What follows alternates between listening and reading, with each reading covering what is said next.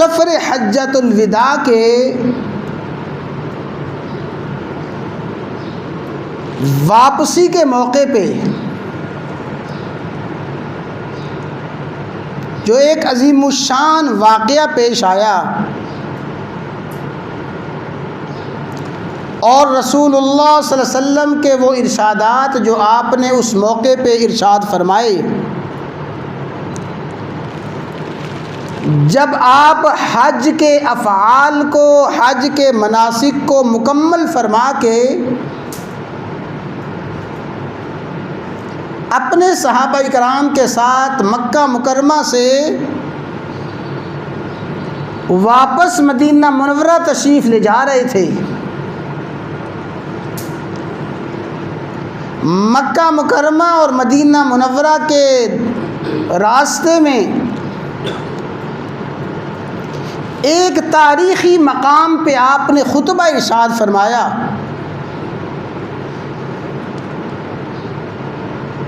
احادیث، سیرت اور تاریخ کی کتابوں میں اسے خطبہ غدیر خم کہا جاتا ہے۔ خطبہ غدیر خم، چونکہ یہ خطبہ بھی آپ نے سفر حجۃ الوداع کے موقع پہ ارشاد فرمایا،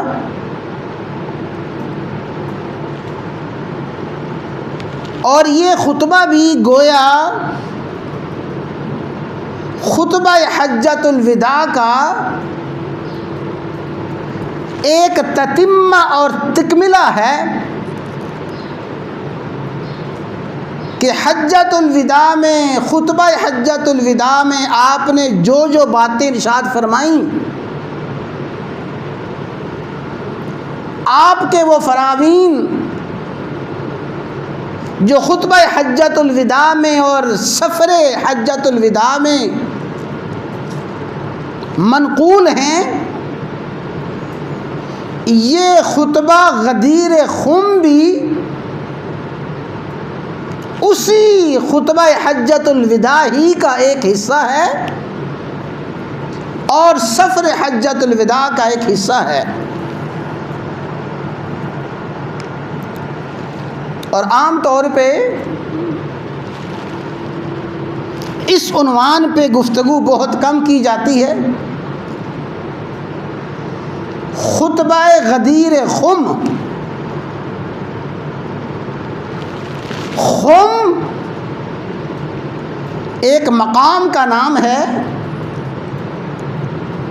ایک جگہ کا نام ہے، جو میں نے عرض کیا کہ مکہ مکرمہ سے مدینہ منورہ جاتے ہوئے راستے میں یہ مقام آتا ہے۔ اور آج کل اس مقام کے قریب مشہور ترین مقام ہے جحفہ۔ جو لوگ مکہ مکرمہ سے سفر کرتے ہیں مدینہ منورہ میں، راستے میں نمایاں بورڈ لگے ہوئے نظر آتے ہیں، جحفہ کے مقام کی نشاندہی ہوتی ہے۔ تو جحفہ کے قریب یہ مقام تھا خم۔ یہ سایہ دار جگہ تھی، گھنا جنگل، سایہ دار درخت تھے، اور انہی درختوں میں ایک تالاب تھا، اور عربی زبان میں غدیر تالاب کو کہا جاتا ہے۔ تو غدیر خم کا معنی اور مفہوم یہ ہے کہ مقام خم میں جہاں تالاب واقع ہے، اس تالاب کے کنارے آپ نے خطبہ ارشاد فرمایا۔ اسے ہی مفسرین نے، مورخین نے، علماء نے، محدثین نے ان ارشادات کو جو آپ نے اس تالاب کے کنارے خم کے مقام پہ فرمائے، خطبہ غدیر خم کہا جاتا ہے۔